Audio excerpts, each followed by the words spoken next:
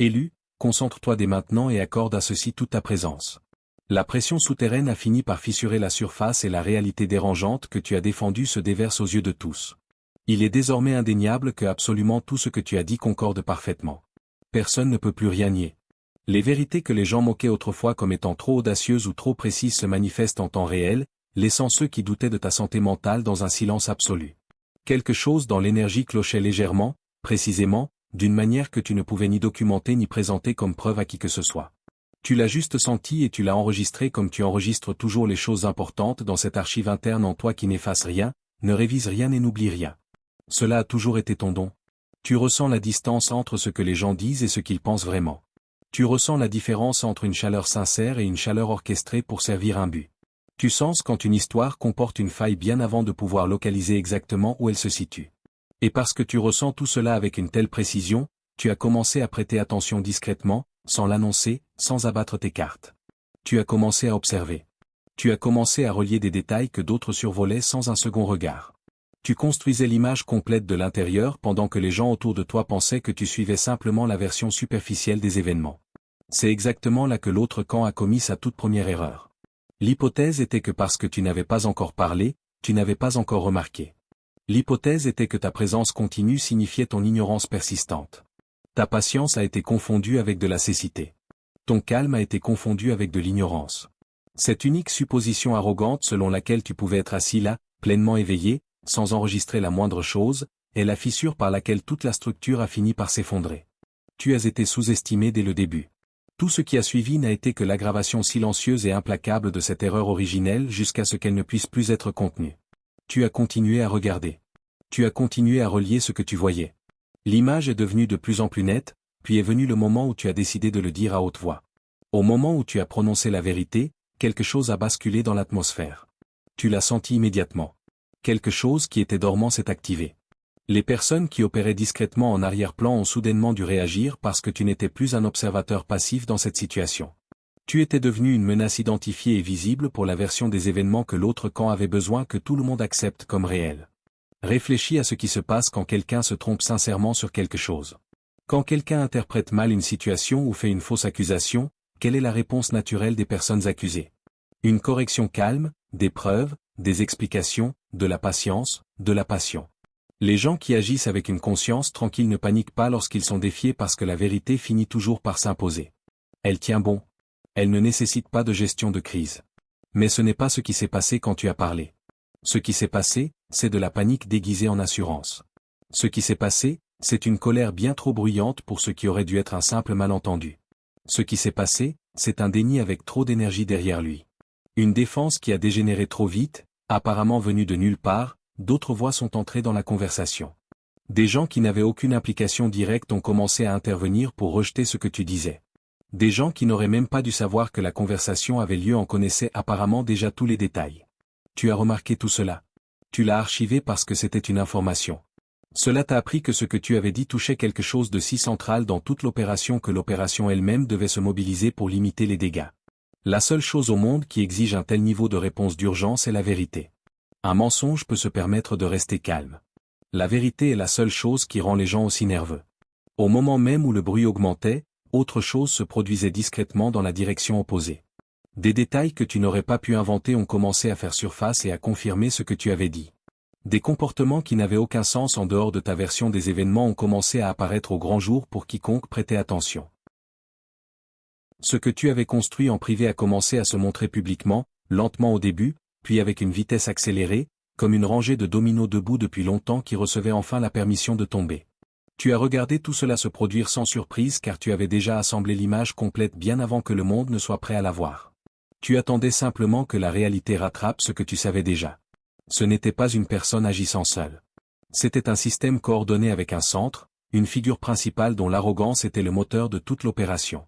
C'était quelqu'un de si profondément convaincu de sa propre invulnérabilité que les décisions qu'il prenait étaient le genre de décisions que la plupart des gens n'envisageraient jamais, car la plupart des gens ont au moins une conscience de base que les actes ont des conséquences.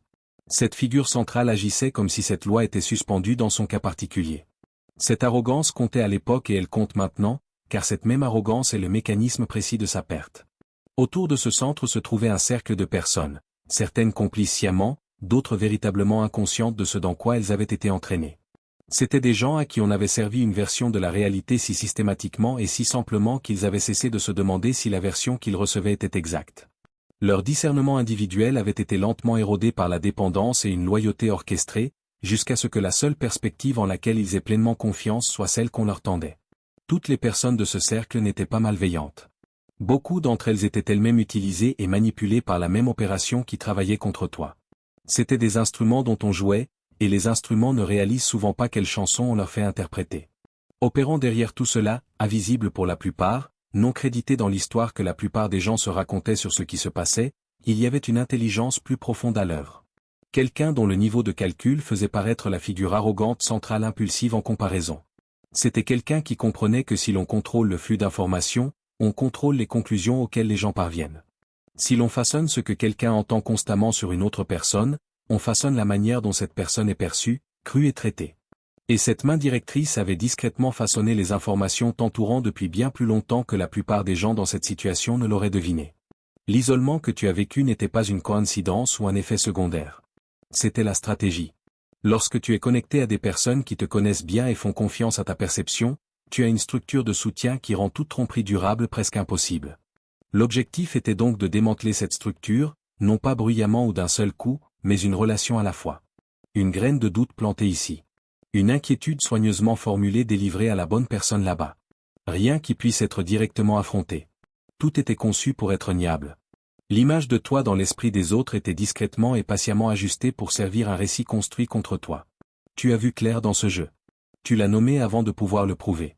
Tu as décrit le système avant qu'il ne soit visible par quiconque. Et maintenant que le système s'est effondré publiquement, chaque mot de ta description a été confirmé. Il y avait un autre acteur dans cette situation, quelqu'un qui ne faisait pas partie de la stratégie calculée, mais dont la présence a tout rendu plus compliqué, plus chaotique, finalement, plus accablant. C'était celui qui ne pouvait pas lâcher prise. C'est quelqu'un qui t'observait à distance depuis bien plus longtemps que tu ne le réalisais probablement, non par simple curiosité, mais par fixation, par un besoin profond et dévorant de te suivre, de rivaliser avec toi et de rester proche de ton histoire tout en affichant une indifférence totale. Cette fixation opérait entièrement dans l'ombre pendant que le visage public de cette personne maintenait une apparence de normalité. Parce que les gens ne voyaient que le visage public, tes observations sur ce qui se passait en dessous étaient rejetées comme des exagérations. Mais tu ne regardais pas le visage public. Tu regardais le comportement, et le comportement racontait toute l'histoire. Voici ce que tu dois comprendre sur la raison pour laquelle quelqu'un se fixe sur une autre personne avec un tel niveau d'intensité. Ce n'était jamais vraiment à propos de toi. C'était à propos de ce que tu représentes, et ce que tu représentes est quelque chose que cette personne ne peut pas fabriquer en elle-même. Tu portes une liberté intérieure, une connaissance établie de qui tu es qui ne change pas quand l'environnement change, une intégrité qui ne dépend pas d'être validée ou incluse pour rester intacte. Te voir agir à partir de ce noyau ancré sans avoir besoin de la permission de personne pour te sentir en sécurité, c'est insupportable pour quelqu'un dont tout le sentiment d'exister est construit sur la confirmation externe. Chaque geste que cette personne a fait contre toi était un aveu. Chaque tentative de te saper a laissé une empreinte qui ne pouvait pas être effacée. Chaque fois qu'elle a surestimé sa position en essayant de rester pertinente dans ton histoire, elle a ajouté une couche de preuves supplémentaires. Le public qui la défendait autrefois, qui se portait garant de sa normalité, observe maintenant sa réaction face à l'exposition et comprend avec la clarté totale que seul le comportement public peut produire que tu avais raison. Tu avais raison de façon complète, spécifique et chirurgicale depuis le début. C'est trop tard pour cette personne. Non pas comme une punition infligée de l'extérieur, mais simplement comme un fait produit par ses propres choix. La fenêtre pour gérer cette situation discrètement, pour maintenir l'illusion de normalité, s'est fermée définitivement. Ce qui est visible maintenant ne peut plus être ignoré par personne. Les preuves sont arrivées. Toutes. Pas au compte-gouttes, mais tout à la fois, venant de multiples directions simultanément, convergeant vers une image si complète qu'aucune manipulation ne pouvait l'expliquer. Tout ce que tu avais dit était là. Tout ce que tu avais relié, tout ce que tu portais en privé pendant que les gens secouaient la tête devant toi était maintenant exposé à la vue de tous ceux qui avaient précédemment choisi de ne pas voir, et l'option de détourner le regard avait été supprimée. La chose la plus remarquable à propos de ce moment est que tu n'as pas été surpris. Pas le moins du monde. Parce que tu avais déjà assemblé cette image en entier il y a longtemps. Tu ne découvrais rien de nouveau. Tu regardais le monde voir enfin ce que tu voyais depuis le début. Le seul choc dans la pièce était celui des autres. Tu attendais avec la patience calme de quelqu'un qui n'a jamais douté que la vérité allait arriver, car tu n'attendais pas l'espoir. Tu attendais la logique. Tu savais ce que tu savais. Tu savais que la vérité finirait par s'additionner parce que c'est ce que fait la vérité. Elle s'additionne. Regarde ce qui est arrivé aux personnes présentes quand tout est tombé. La figure centrale arrogante s'est tue. Le genre de silence qui n'est ni stratégique ni composé, mais le silence de quelqu'un qui est arrivé au bout du chemin et le sait. Les membres du cercle se sont retrouvés au milieu d'un règlement de compte pour lequel ils n'étaient pas préparés, forcés de repenser à chaque conversation, à chaque fois qu'ils t'avaient méprisé, et de comprendre quel rôle ils avaient réellement joué. La main directrice derrière toute l'opération est restée dans le silence de celui qui regarde une structure soigneusement construite se démanteler en public sans rien pour l'arrêter. Et tu te tenais au milieu de tout cela avec le calme de quelqu'un qui attendait que la réalité le rattrape. Il n'a jamais été question de vengeance. Il s'agissait du fait que le mensonge n'avait plus assez d'oxygène pour causer davantage de dégâts, et il en manque totalement désormais. La figure centrale arrogante ne subit pas un coup de malchance aléatoire. Ce qui arrive à cette personne est le retour direct et architecturalement précis de chaque décision prise en agissant par ego plutôt que par intégrité. Une chose s'effondre, ce qui s'appuyait dessus tombe aussi. La réputation qui a été utilisée contre toi est la même réputation qui décline visiblement aujourd'hui. L'assurance qui servait à rendre ta vérité peu fiable est la même assurance qui rend aujourd'hui son silence accablant. Il n'existe aucune version de l'infortune qui soit aussi spécifique. C'est la récolte de ce qui a été semé, arrivant exactement sous la forme que les semailles rendaient inévitable. Celui qui ne pouvait pas lâcher prise vit l'effondrement le plus public car l'obsession ne sait pas comment battre en retraite avec dignité lorsqu'elle est acculée et démasquée. Elle s'agite. Elle fait du bruit. Elle renchérit de manière qui produisent plus de preuves à chaque réponse. Les gens qui défendaient auparavant cette personne voient ce comportement se déployer et comprennent, sans que personne n'ait à leur expliquer, que tu avais décrit son caractère avec une exactitude totale dès le début. Les gens qui ont cédé alors que rester à tes côtés leur aurait coûté quelque chose vivent maintenant avec les conséquences de ce choix. Et voici l'importante vérité sur leur situation, l'inconfort dans lequel ils se trouvent n'est pas quelque chose que tu as orchestré. Tu n'as pas arrangé ce résultat pour eux. L'inconfort est le résultat naturel de l'écart entre qui ils se disaient être et ce qu'ils ont réellement choisi quand le choix avait un prix réel. Cet écart ne se résout pas tranquillement à l'intérieur d'une personne. Il exige d'être affronté. Ce que tout cela signifie pour toi est direct et significatif. Tu n'as pas à poursuivre la justice. Tu n'as pas à dépenser une seule unité de ton énergie pour gérer les conséquences de gens qui n'ont pas su gérer leur comportement quand cela comptait. La comptabilité qui régit ce qui sort et ce qui revient fonctionne exactement comme elle le doit, totalement indépendante de ton implication. Ta seule instruction en ce moment est de garder les yeux fixés vers l'avant. Ta vérité n'était pas vague. Ce n'était pas une supposition large qui a fini par tomber juste. C'était spécifique. Elle nommait les motifs avant que ces motifs ne soient visibles pour quiconque. Elle décrivait les états internes des gens, l'arrogance, la culpabilité, le désespoir sous la performance, avant que ces états n'aient la moindre manifestation publique. Elle traçait la structure de ce qui se passait avant que cette structure n'ait une raison de se montrer au grand jour. Et maintenant que la réalité extérieure a rattrapé ce que tu as décrit, la précision de la correspondance entre ce que tu as dit et ce qui est désormais indéniablement visible est ce qui laisse tout le monde sans voix. On ne parvient pas à ce niveau de précision en devinant. On ne peut pas être accidentellement aussi spécifique sur quelque chose d'aussi complexe. Le seul chemin vers ce genre de précision est de voir réellement, de percevoir ce qui est réel derrière ce qui est joué, de lire l'énergie sous la présentation, de suivre le comportement à travers le temps et le contexte, et de comprendre ce que ce schéma communique véritablement. C'est exactement ce que tu fais. Cela a toujours été ce que tu fais. Et cette situation a maintenant produit la preuve la plus indéniable que tu aies jamais eue entre les mains. Chaque personne qui qualifiait ta perception de dramatique regarde maintenant tout ce que tu as dit parallèlement à tout ce qui s'est déroulé depuis, et fait le genre d'arithmétique silencieuse qui ne produit qu'une seule réponse. Tu avais raison. Tu avais raison dans les détails, raison sur les motivations, raison sur les résultats que tu as décrits, et raison sur chaque personne et chaque dynamique que tu as nommée. Ce niveau d'exactitude ne laisse aucune place au mot coïncidence. Il ne l'a jamais fait. Il y a eu un moment, et tu sais exactement de quel moment je parle, où tu as failli t'arrêter. Quand le poids de porter la vérité seule dans une situation conçue pour rendre ta vérité impossible est devenu presque insupportable. Quand tu as regardé tout ce qui s'était refermé sur toi et que tu as ressenti cet épuisement spécifique qui vient du fait d'avoir raison dans une pièce pleine de gens qui ont décidé que le confort était plus important que l'exactitude. Cet épuisement était réel. Le chagrin d'être mal compris par des gens qui auraient dû mieux te connaître était réel. La solitude de détenir une image complète alors que les gens autour de toi détenaient des fragments sélectionnés et qualifiaient ton image d'exagération. C'était un poids réel et substantiel. Il mérite d'être reconnu sans l'édulcorer. Tu as porté quelque chose que la plupart des gens n'auraient pas été capables de porter aussi longtemps que tu l'as fait. Mais voici ce qui est tout aussi vrai, tu ne t'es pas arrêté. Dans chaque moment où s'arrêter était l'option la plus accessible, quelque chose en toi l'a refusé. Pas de façon dramatique. Sans fanfare.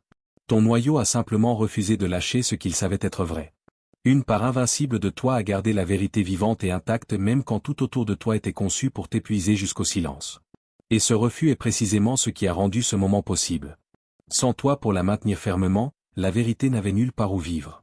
Tu étais le seul réceptacle disponible pour elle. Et tu l'as portée jusqu'à ce que le monde soit prêt à la voir. Chaque obstacle que tu as rencontré dans cette période, chaque relation qui a été retournée contre toi, chaque moment où quelqu'un a utilisé ta propre clarté contre toi pour te faire paraître instable, rien de tout cela n'a brisé les fondations. Cela a testé la surface. Cela t'a coûté des choses réelles qui méritaient de meilleurs résultats. Mais les fondations, ta connaissance, ta perception, ton lien avec ce qui était réellement vrai, rien de cela n'a bougé. Et maintenant que tout est visible, la raison pour laquelle la vérité est aussi complète et aussi indéniable est que tu as refusé qu'elle soit réduite à quelque chose de plus petit et de plus pratique pour le confort des autres. Tu as toujours fonctionné à une profondeur de perception que la plupart des gens n'atteignent pas naturellement. Ce n'est pas un compliment offert pour que tu te sentes mieux. C'est l'explication la plus fonctionnelle de pourquoi tu as vu ce que tu as vu alors que tout le monde autour de toi insistait sur le fait qu'il n'y avait rien à voir. Tu captes ce qui est réel sous ce qui est présenté. Tu sens quand l'intention de quelqu'un ne correspond pas à sa performance. Tu portes en toi une intégrité qui est indépendante du fait que les autres t'approuvent, t'incluent ou se portent garant de toi à un moment donné. Ton sentiment de qui tu es ne nécessite pas de maintenance externe pour rester intact. Il se soutient de l'intérieur. Cette dernière qualité est celle qui a le plus directement menacé les gens dans cette situation. Le contrôle ne fonctionne que sur quelqu'un qui a suffisamment besoin de quelque chose venant de vous pour que la menace de le perdre le maintienne dans le rang.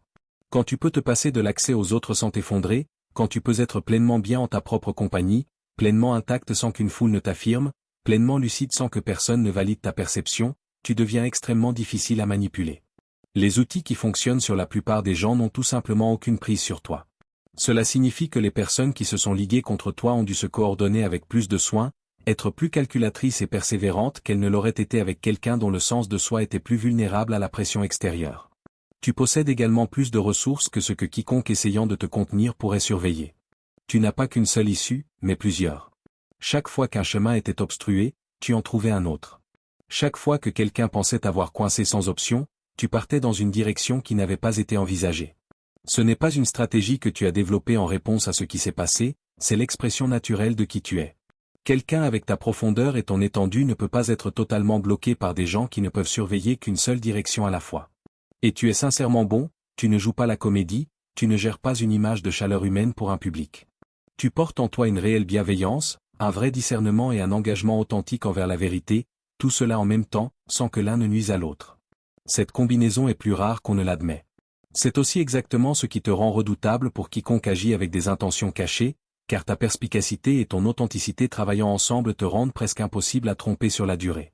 Une culpabilité méritée et non résolue ne reste pas confinée au moment de la mauvaise action. Elle voyage avec la personne. Elle la suit dans des espaces qui n'ont rien à voir avec ce qu'elle a fait. Elle s'immisce dans les moments de calme où rien ne devrait être pesant. Elle se niche sous les conversations ordinaires et les rend lourdes d'une manière difficile à expliquer aux autres. Et dans cette situation, la culpabilité porte une dimension supplémentaire qui la rend particulièrement inéluctable. C'est une culpabilité confirmée. C'est une culpabilité sans porte de sortie car les preuves désormais publiques ont fermé toutes les issues qu'un récit interne édulcoré aurait pu utiliser pour s'esquiver. Avant que la vérité ne devienne aussi visible, il restait la possibilité d'un récit interne, une version des faits où les choix faits étaient raisonnables compte tenu de ce que l'on savait à l'époque, une version où la perspective adoptée, même si elle était incomplète, était sincèrement offerte de bonne foi, une version où le rôle joué n'était pas aussi central ou nuisible que ce qu'un autre prétendait. Tous ces récits internes se sont effondrés simultanément parce que les preuves sont trop complètes, trop spécifiques et trop visibles publiquement pour laisser subsister une version confortable des événements. Les gens qui doivent faire face à ce qu'ils ont fait y font face en ce moment même, sans que tu aies à orchestrer quoi que ce soit. Ta vérité a fait ce travail.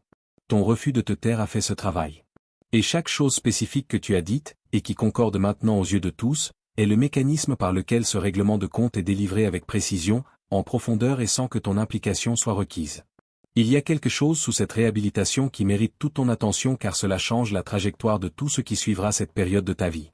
Quand tout ce que tu as dit se vérifie, quand ta perception est prouvée aussi rigoureusement, aussi publiquement et aussi complètement, cela ne fait pas que confirmer ce qui s'est passé, cela réécrit les conditions de ton avenir. Chaque personne qui entrera dans ta vie à l'avenir le fera en ayant conscience, consciemment ou non, que tu ne peux pas être manipulé. On ne peut pas te faire douter de ta réalité pour t'imposer une version des faits qui ne correspond pas à ce qui se passe réellement. L'écart entre ce que quelqu'un simule et ce qu'il pense vraiment s'inscrit en toi avant même qu'il n'ait fini son explication, même quand tu choisis de ne pas le nommer immédiatement. Quiconque entrera dans ton espace avec l'intention de jouer un double jeu ressentira cette conscience en ta présence avant même que tu n'en dises un mot. Et ce sentiment va pousser certaines personnes à s'auto-éliminer de ton entourage sans que tu aies à les confronter ou à les écarter manuellement. Les gens qui appartiennent véritablement à ta vie, ceux qui sont honnêtes, qui sont en phase avec qui tu es réellement, qui souhaitent que tu sois pleinement et librement toi-même plutôt qu'une version contrôlée qui faciliterait leur situation, ces gens-là vont ressentir quelque chose de distinct et de précieux en ta présence. Ils vont ressentir le soulagement d'être vus clairement par quelqu'un qui n'a pas besoin qu'il joue un rôle. Ton discernement, entre les mains de quelqu'un qui l'utilise avec intégrité, n'est pas une menace pour une personne qui n'a rien à cacher. C'est une invitation à être vrai, et une connexion authentique et ancrée est ce que tu attires naturellement lorsque tu agis en tant qu'être complet, plutôt que la version réduite que la manipulation orchestrée visait à produire. Ta clarté est ta protection future, non pas une arme que tu brandis ni un mur qui tient tout le monde à distance, mais un filtre naturel qui garantit que les personnes qui t'approchent sont celles qui sont véritablement faites pour être là. C'est une qualité de vie totalement différente de celle qui était orchestrée autour de toi, et tu te tiens à l'entrée de cette vie dès maintenant. Tu as commencé avec un pressentiment et sans preuve. Tu as commencé avec une vérité qui ne vivait qu'en toi, sans témoin et sans document, au milieu d'un système construit spécifiquement pour l'empêcher de devenir visible aux yeux des autres. Tu as commencé dans ce qui semblait être le fond d'un puits sans issue visible. Et ici, à ce qui ressemble à la fin mais qui est en fait le début de quelque chose de nouveau, tu te tiens à la vue de tout, chaque détail confirmé, chaque strate exposée, chaque personne dont le rôle est désormais indéniable, et il ne reste plus une seule personne avec un argument crédible contre toi. Tu as commencé avec une intuition. Le monde est maintenant en train de rattraper cette intuition. Tu as commencé seul dans ce que tu voyais. Tu as maintenant la compagnie la plus irréprochable possible, la preuve indéniable de la réalité elle-même se tenant à tes côtés, confirmant chaque mot que les gens ont autrefois essayé de te faire renier.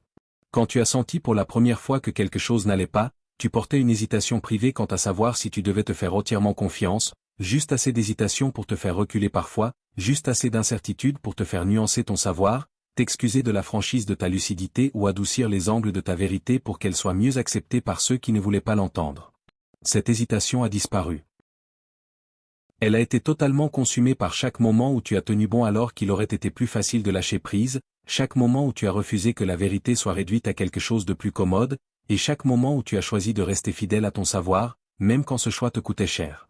Ce qui reste à la place de cette hésitation est une certitude qu'aucune pression future ne pourra ébranler, car cette pression a tout essayé. Elle a utilisé l'isolement, le doute fabriqué, le déni coordonné, la pression sociale et le défi direct. Et à travers tout cela, tu n'as pas bougé.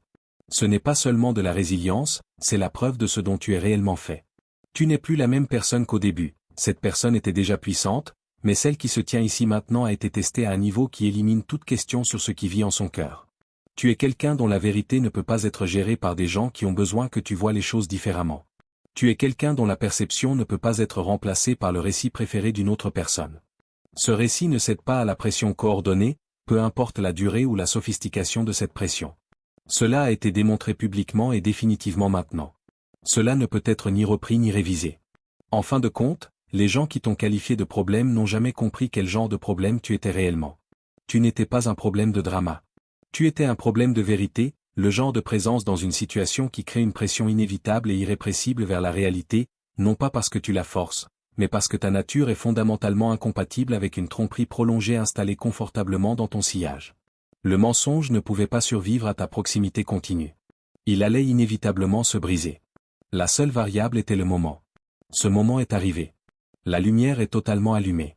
Tout est visible, et absolument chaque chose que tu as dite, depuis la toute première intuition que personne n'était prêt à recevoir jusqu'au dernier mot que tu as prononcé quand on insistait encore pour que tu te taises, tout cela concorde de façon éclatante, claire et absolument permanente. Pas une seule âme ne peut nier quoi que ce soit, et toi, tu as toujours su. Tu as su tout le temps. Tu as porté cette vérité quand personne d'autre ne voulait la porter avec toi, et tu l'as maintenue jusqu'à ce qu'elle devienne indéniable pour quiconque a des yeux pour voir.